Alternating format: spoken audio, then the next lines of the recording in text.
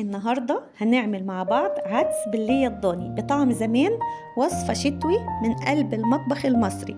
واللي يقدر يقول لأ للعدس هنقوله الأحلام شاورما، بس الواقع عدس. هننزل بكوبايتين من العدس الأصفر وهنغسلهم كويس وننقعهم، وبعد كده هنصفيهم ونبتدي بقية المكونات. عندي ليا ضاني وعدس وبصل وتوم وطماطم، تمام، وجزر، ما ننساش الجزر. في حلة على النار هننزل بمعلقتين من الزيت، وهننزل باللية الضاني ونشوحها كويس لحد ما تطلع السمنة كده بتاعتها ويطلع لها ريحة حلوة قوي. ننزل بالثوم، وبعدين هننزل بالبصل ونشوحهم كويس لحد ما البصل بتاعي ياخد لون ذهبي خفيف هو والثوم. اول ما الاقي خلاص البصل خد اللون الذهبي، خلي بالك الخطوة دي هتغنيكي عن انك تعملي تقلية للعدس في الاخر، لان احنا كنا بنسلق العدس وبعد كده نعمل له تقلية بعد ما نضربه في الخلاط.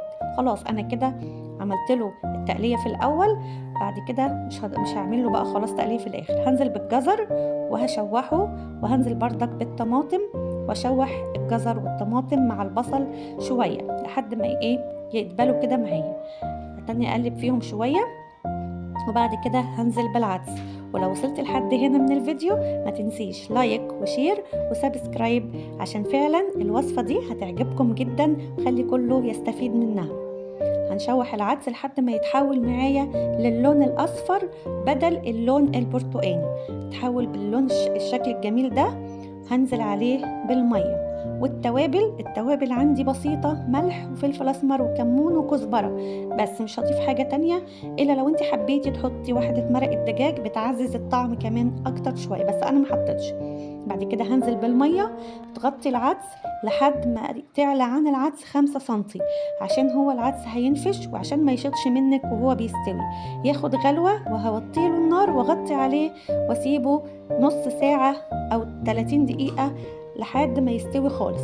هكشف عليه هلاقيه خلاص كل الخضار اللي جواه استوى وبقى طري جدا ودايب. اسيبه يبرد وهضربه في الخلاط وارجعه الحله تاني بالشكل ده، وخلاص يغلي بقى جاهز على الغرف. احلى عدس تدوقيه في حياتك بجد، طعمه تحفه جدا. عدس بيحكي حكايه عن نفسه، بس يعني طعم لا يقاوم. جربيه وما تنسيش تعملي لايك وشير. كل سنة وانتم طيبين، والسلام عليكم ورحمة الله وبركاته. بألف هنا وشفا على قلوبكم. تنسيش في التعليقات تكتبيلي عجبك ولا لأ.